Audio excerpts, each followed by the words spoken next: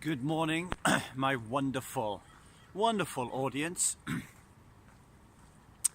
It is Wednesday, the 19th of December, which means it's Christmas in 6 days.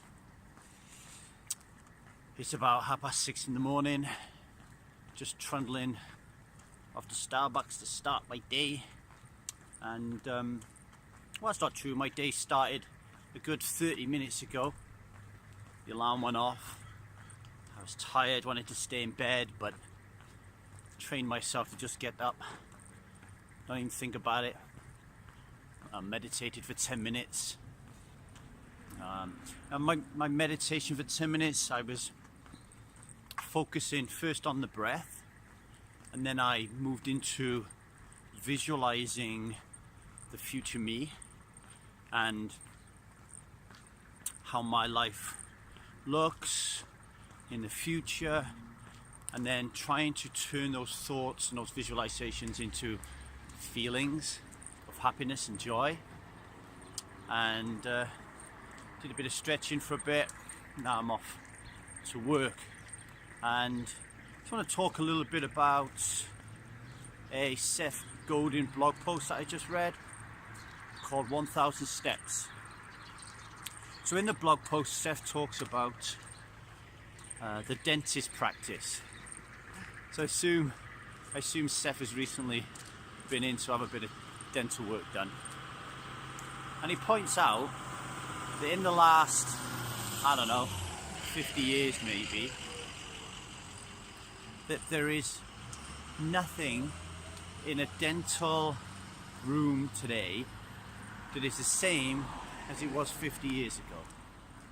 Everything would have changed, from the chair to the drills to the different ways that they fill your teeth and the different options of amalgams, to the way that they inject you or put you to sleep, to the drill bits. Everything has changed, right? And what Seth says is, in his blog post, that didn't happen overnight, It wasn't everything was like this and until today everything changed and is now like that.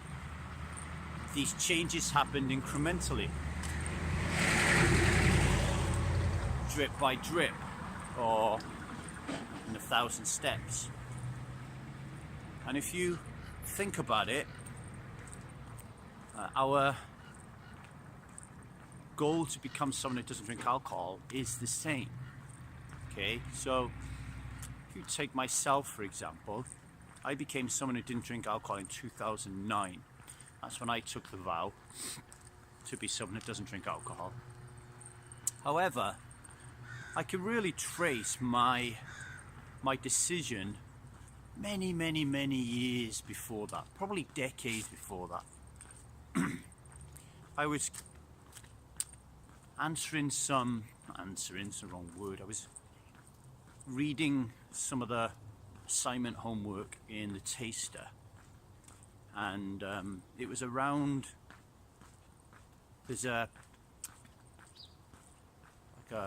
assignment I do where I talk about the first time my father ever took me to the pub, and how that first pint of lager, always remember it was lager, tasted disgusting. But I was in this strange situation, wasn't I, where I was 14 in a pub drinking a pint of lager with my dad and my best mate at the time, who was bigger than me, older than me. I looked up to him, and I asked the group, how do they think that I felt in that moment, and and why did I drink, And one of the things that I think it was Elsa mentioned today was a memory of her first moments of drinking way back when, and understanding that she really didn't like the taste of it. But as she looked around her and realized that everyone around her was like supping like nobody's business with a big smile on her face, that either she must be doing something wrong, or there is a real kind of whammy, a real bam, a real kind of chocolate covered, hazelnut flavored surprise waiting at the end of it. So I know it goes back to status, which is a thing that we talk about a lot, is, you know, you look around, you think, wow, if I don't drink this, or I tell someone it tastes of dishwater, then my status is going to drop, and my subconscious will not allow that to happen. So I'm going to drink it and smile and pretend that I like it.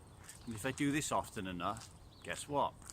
My taste buds and my whole system around how taste works, and believe you me, actual how something tastes physically is one of the minor reasons why we eat or drink what we eat and drink.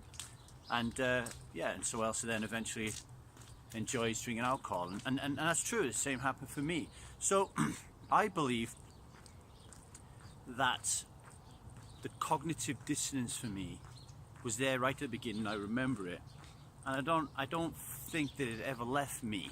I don't think it ever left Elsa, and I don't think it left many people who end up on Strive, particularly the ones who end up staying the longest or leaving as people that don't drink alcohol.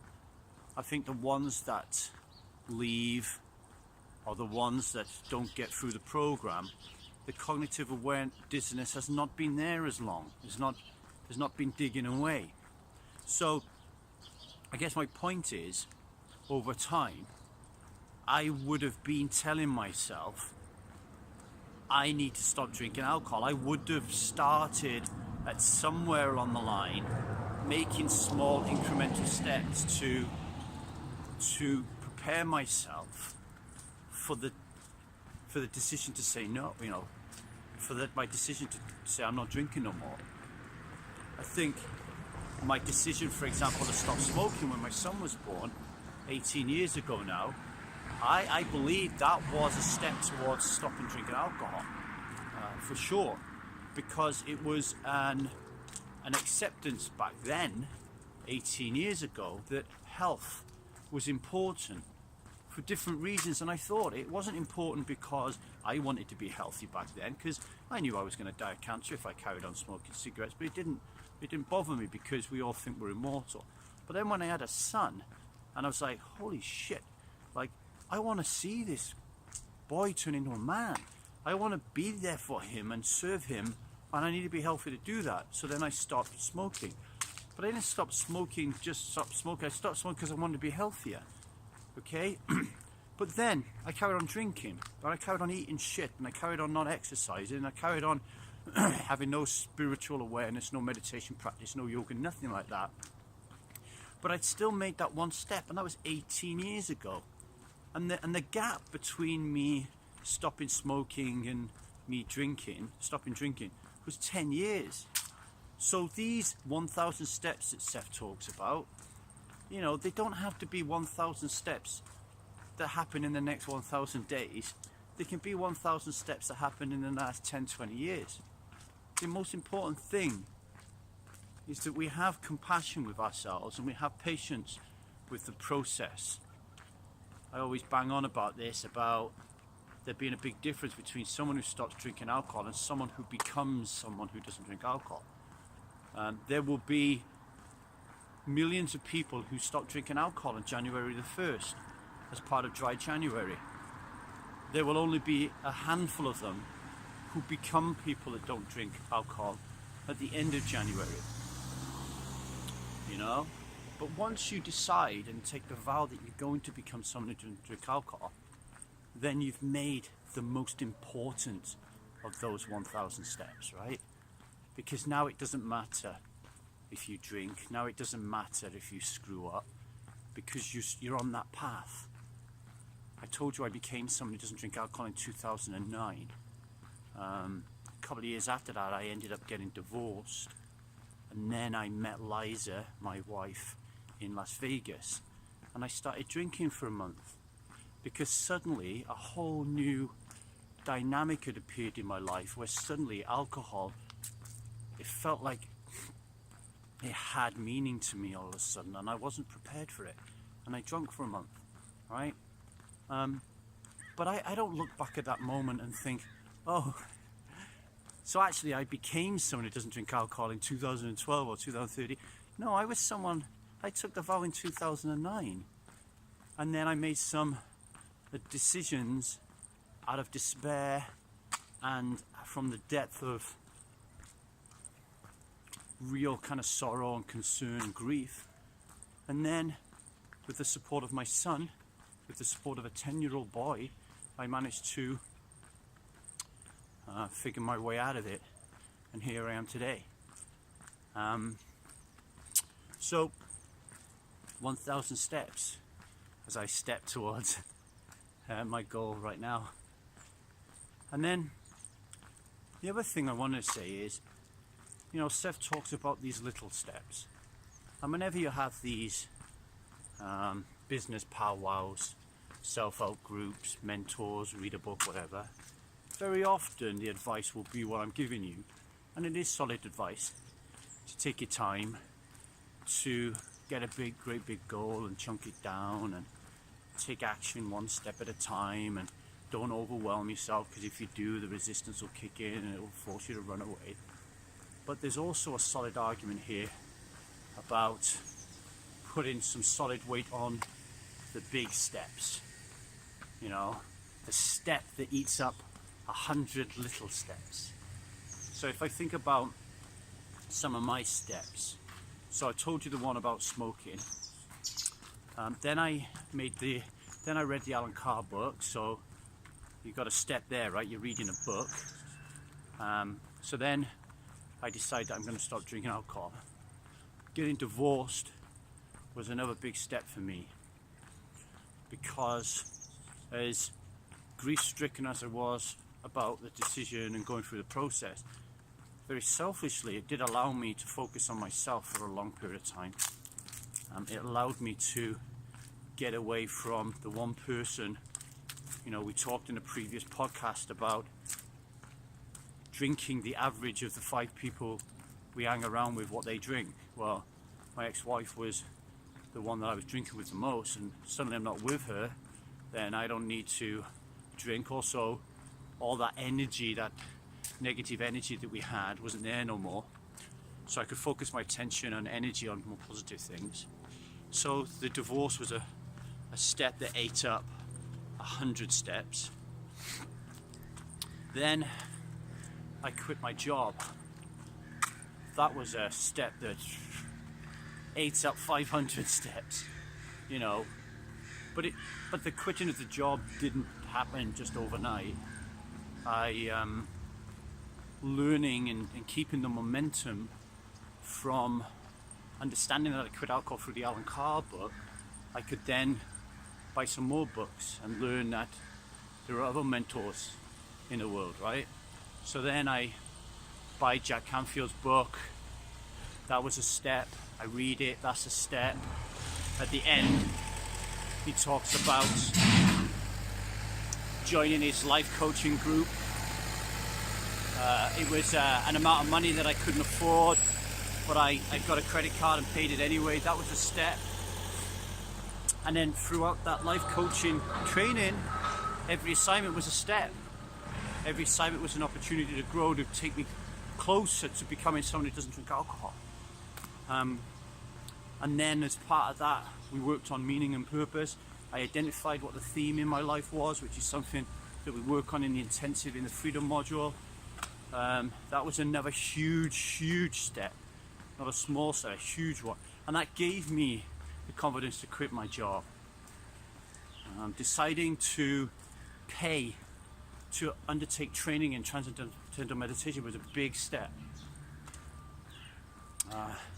Reading Michael Pollan's book, The Omnivore's Dilemma, was a big step. Deciding to become vegetarian was a big step. Watching Earthlings and reading and watching all about veganism was a big step. Joining Rating for Effective Giving and learning about effective altruism and starting to give my money away to those less fortunate than me was a big step. Going to my first yoga class in LA, hot yoga with Liza, was a big step. reading Melanie Joy's book and understanding my own philosophy around the truth of alcohol. Big step. This podcast, another step. Yeah, I'm hoping to do some webinars this week. Another big step. So what I want you to do is to spend a little time today thinking about the achievements that you've made in life, the great achievements that you've made in life. And every single one of you have made them. Whether or not it's winning the under-10s supplementary cup in your football team, or swimming 100 meters for the first time, or having a baby, leaving school and getting a job, no matter what that job is, learning to drive. Have a think about something that you've been successful at and break it down so you can see that it didn't just happen overnight, that it did take time, that you did need patience, that you did make mistakes, that there was suffering, that there was pain, but there was also perseverance and grit and a want there. You know, there's a big difference between needs and wants, right? So we all need a roof over our head, we all need food, we all need water.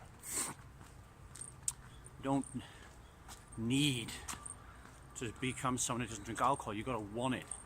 This is why this morning I was thinking of doing an ad on here to tell people to look, it's Christmas, we're all struggling to buy Christmas presents because we don't know what to get them a taster. And then I thought, you can't gift somebody an experience like the truth about alcohol, because you've got to want it.